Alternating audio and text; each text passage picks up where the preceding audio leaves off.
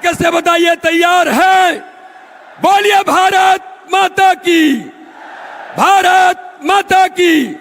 माननीय प्रधानमंत्री जी का बहुत बहुत स्वागत, बहुत बहुत अभिनंदन। बहुत बहुत धन्यवाद माननीय प्रदेश अध्यक्ष जी। अब अगले उद्बोधन के लिए मैं भांजे भांजियों के मामा और लाडली बहनों के भाई इस प्रदेश के यशस्वी मुख्यमंत्री माननीय शिवराज सिंह चौहान को बड़े आदर के साथ आमंत्रित करती हूं कि वो हम सब कार्यकर्ताओं को मार्गदर्शित करने का कष्ट करें। माननीय मुख्यमंत्री जी।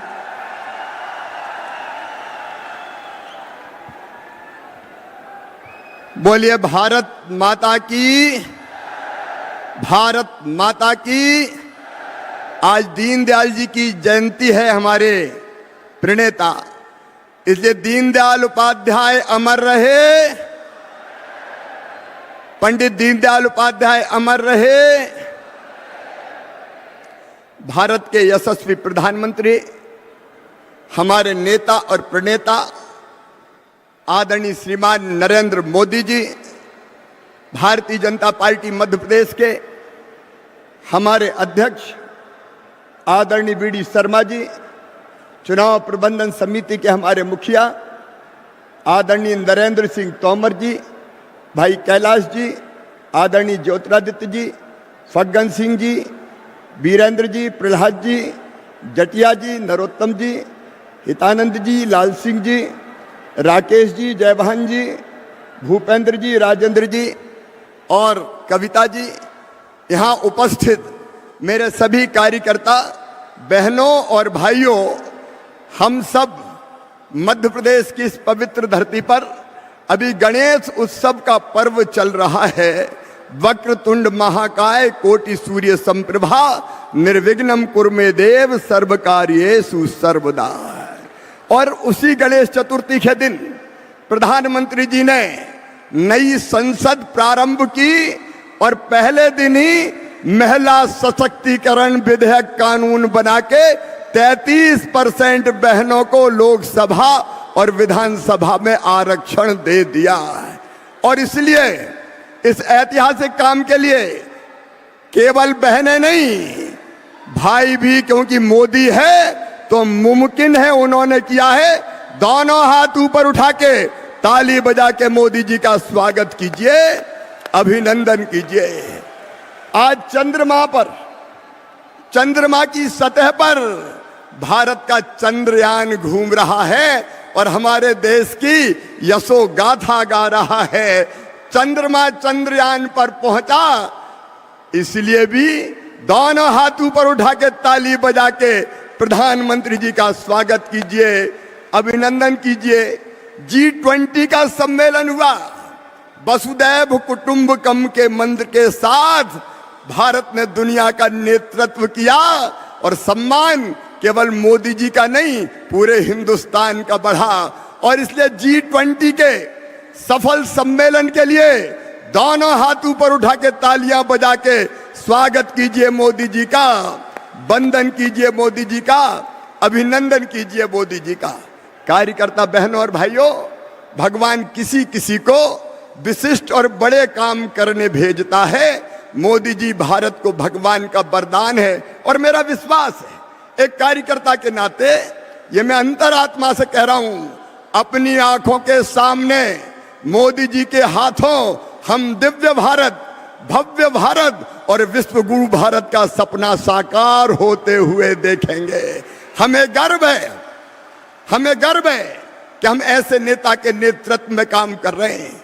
कार्यकर्ता बहनों और भाइयों, मध्य प्रदेश में भी हमने कई काम किए। याद कीजिए कांग्रेस के उस काले दौर को, कांग्रेस ने मध्य प्रदेश को बना दिया था बीमारू राज। उस बीमारू का कलंक मिटा दिया है हमने।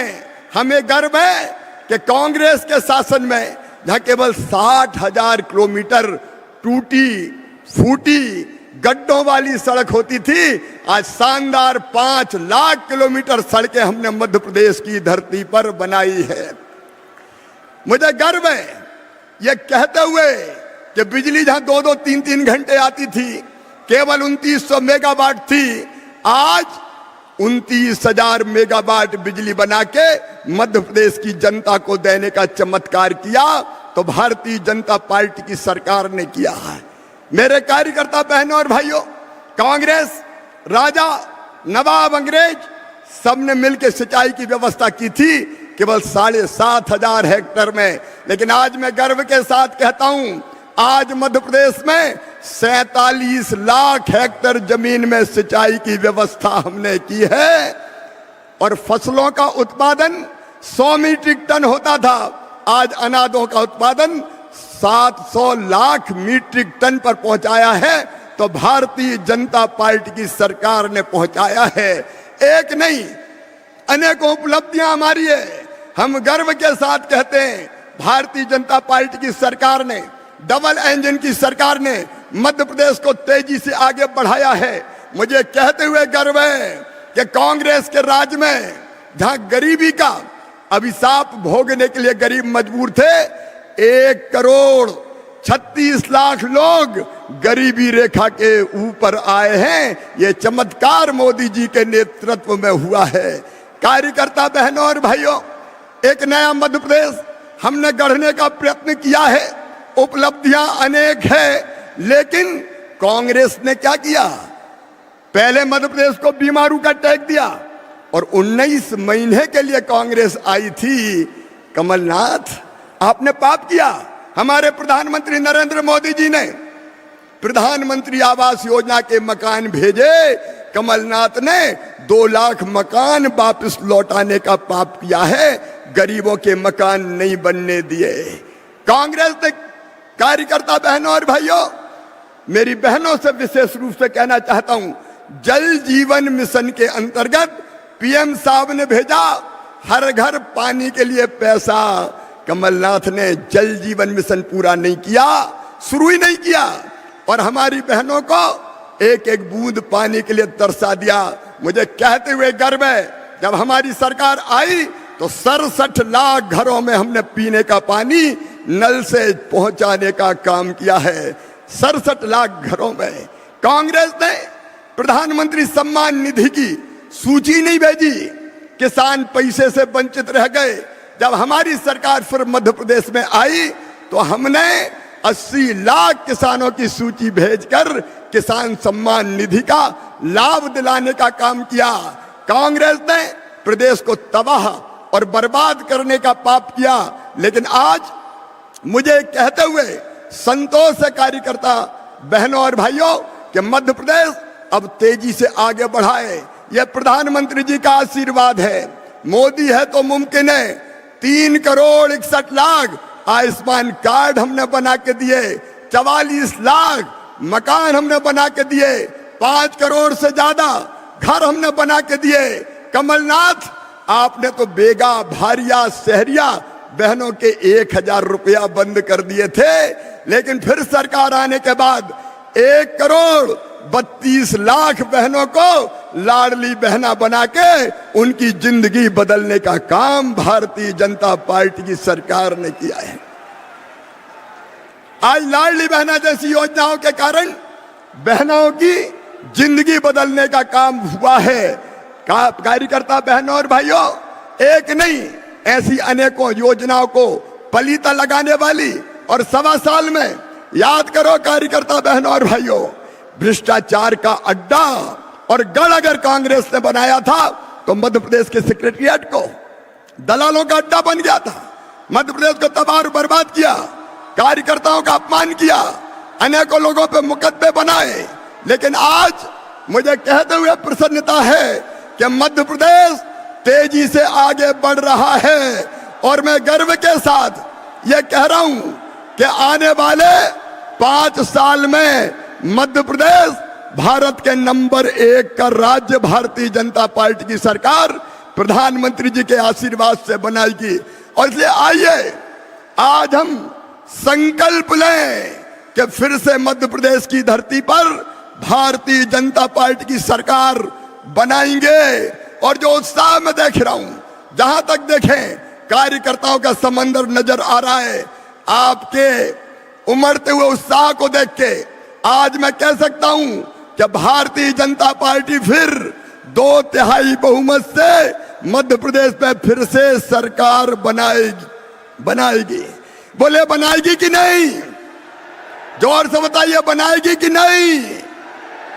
और इसलिए अंत में मैं आपसे एक ही अपील करता हूं, 2 महीना केवल चुनाव में शेष है। कार्यकर्ता बहनों और भाइयों, ये 2 महीना भारतीय जनता पार्टी को चुनाव प्रचार के लिए दे दीजिए। आप सब देने को तैयार हैं? सब देने को तैयार हैं?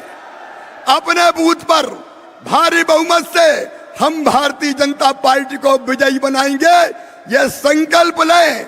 कभी कभी ऐसा मौका आता है जब मां अपने बेटा बेटी से कहती है कि बेटा या बेटी मेरे दूध की लाज रखना।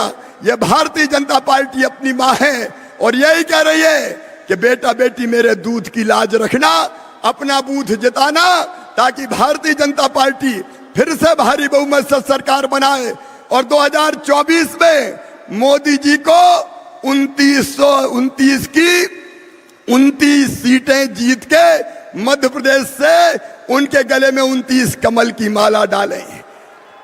पिछली बार 28 जीते थे, पिछली बार 28 जीते थे, इस बार 29 की 29 जीते।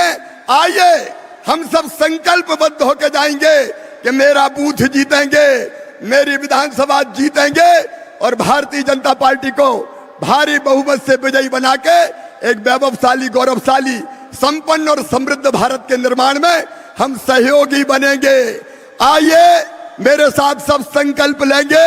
दोनों हाथ ऊपर उठाइए, दोनों मुट्ठी बांधिए और भारत माता की जय बोल के भारतीय जनता पार्टी को रिकॉर्ड वोटों से जिताने का संकल्प लीजिए। बोलिए भारत माता की, भारत माता की, भारत माता की। और नर्मदा मैया की हम पे कृपा बरसती है, इसलिए एक बार हो जाए, हर हर नर्मदे। बहुत बहुत धन्यवाद।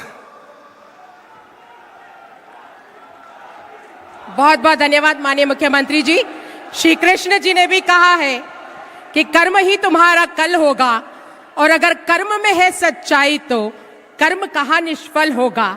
हर संकट का हल होगा, आज नहीं तो कल होगा, मगर कर्म ही तुम्हारा कल होगा।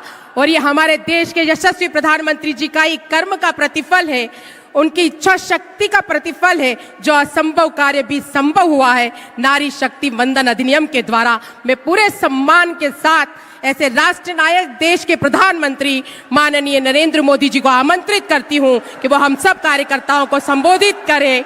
माननीय प्रधानमंत्री जी श्री नरेंद्र मोदी।